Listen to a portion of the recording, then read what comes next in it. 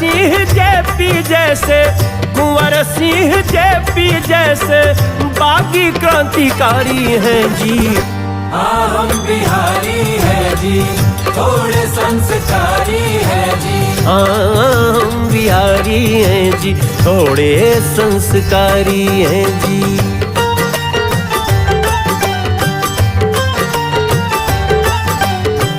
सबसे ज्यादा IAS PCS Vidyapati की रचना है हम। रेणु की कहानी दे दी, दिनकर की कविता है हम।